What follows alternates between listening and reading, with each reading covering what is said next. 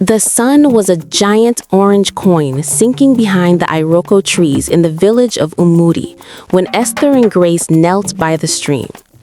In their village, they were known as the twin spirits, even though Esther was 2 years older. Where Esther was the earth, steady, dark-skinned, and wise, Grace was the wind, light-footed, restless, and dangerously beautiful. Life in the village was simple, but their dreams were skyscrapers.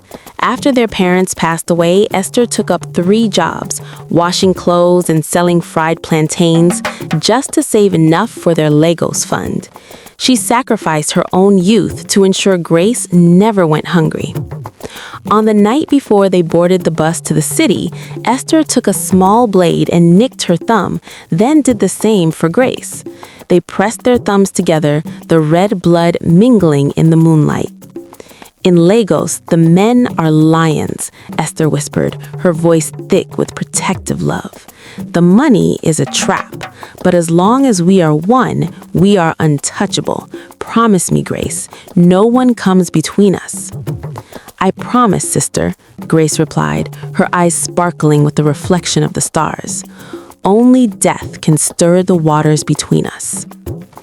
They arrived in Lagos with nothing but 1 suitcase and a heart full of fire.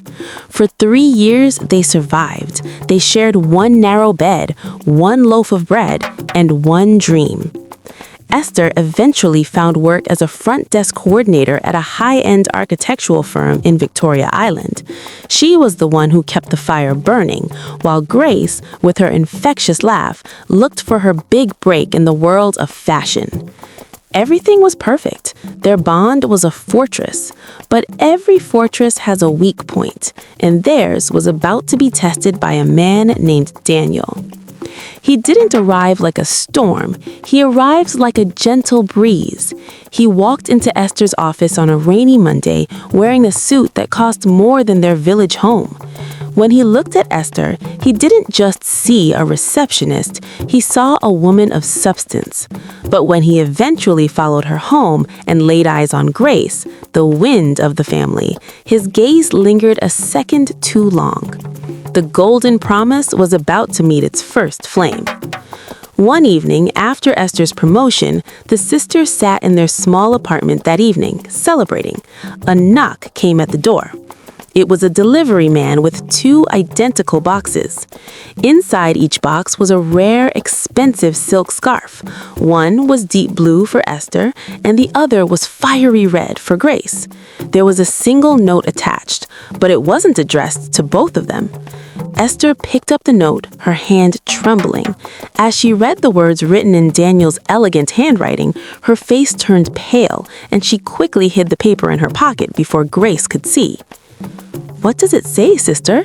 Grace asked, her eyes narrowed with a sudden, sharp curiosity she had never shown before.